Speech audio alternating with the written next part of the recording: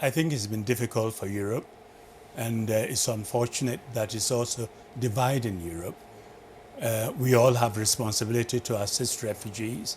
They have rights, and the countries in the region have done a lot. Some European countries have tried to do better than others, but of course they are coming under tremendous pressure at home. I also believe that the mainstream leaders have not been outspoken.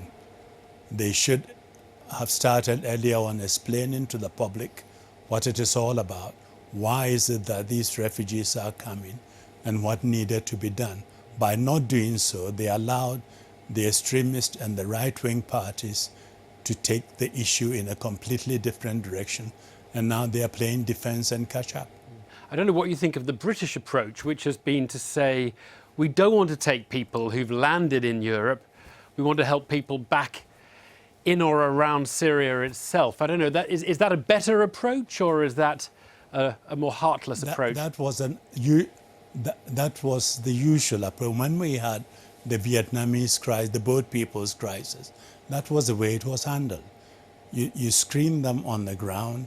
If US wanted 20,000, you flew them out. If US or UK wanted 5,000, you flew them to UK. It wasn't a situation of people walking across and coming across the border in the way it has happened in Europe recently.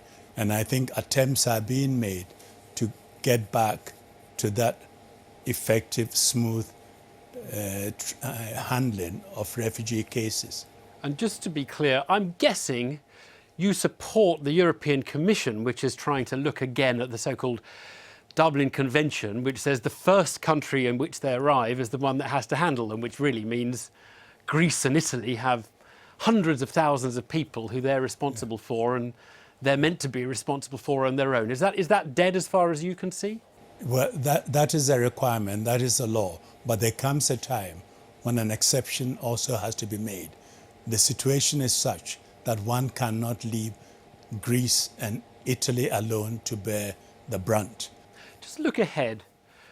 1 decade, 3 decades, 5 decades. Is this migration issue going to become more and more acute for the world? And do we have, I don't know, what you might call governance arrangements of any kind for handling it as a global issue?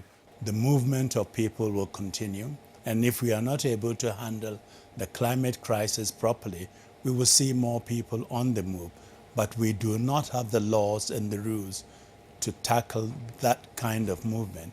And so there is urgency for the international community to look at the way it handles movements of people, which is going to really be on the increase. Right. Well, look, of course, one of the proximate immediate causes of migration is the Syrian civil war. You were an envoy back in 2012. I wonder whether you've got hopes for the talks that are meant to be starting in Geneva next week. At the moment, I don't think we even are quite sure who's going to be there. Is there some progress that's been made since you were trying to sort it out those years ago?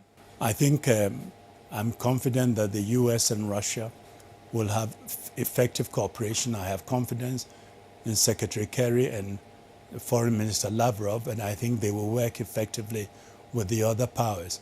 The difficulty will be getting the regional powers to cooperate, and I think we've seen the situation in the region become much more complicated. We need to see Iran, Saudi Arabia, Turkey working effectively with the permanent members of the Council, and today we are not there yet.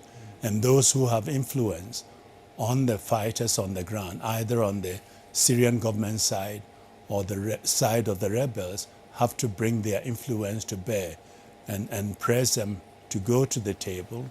ISIS, of course, is a new factor in Syria. It wasn't there when you were around in 2012. Do you think it's possible to talk to ISIS? I mean, a phrase that's been used as a route through to ISIS in terms of communication. Is that possible, do you think? I don't see them at the table. I don't think they would be invited, nor would they want to go.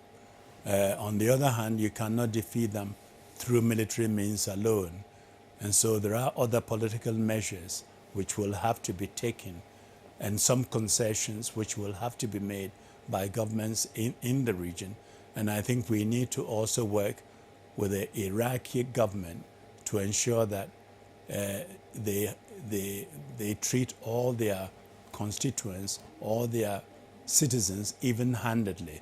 Today, the Sunnis feel that they are not fairly treated, and the Shia dominate, and there is a tendency that quite a lot of them have sympathy, or originally they did have sympathy for ISIS.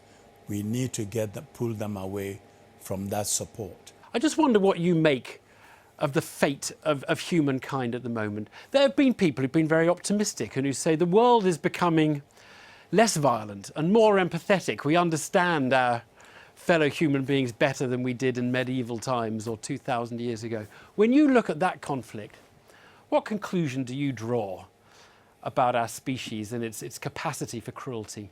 I've been appalled by some of the violence and the brutality we've seen in the Syrian situation.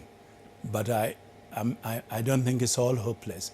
We shouldn't forget the 30-year war in Europe. It took the European countries to realize that was a senseless war where nobody wins. And they came together and had their they had their moment at the Peace of Westphalia. And I hope that would also happen in Syria. People will wake up. The governments have to understand it's a common danger. It's engulfing us all. The brutality, as you refer to, is not now limited to the region. It's spreading around the world. So it's difficult, it's tough, but it's not hopeless. It's not hopeless. The world has seen this before, and terrorists have risen up time and again, but they've always been defeated. Kofi Annan, thank you so much. Thanks. Thank you.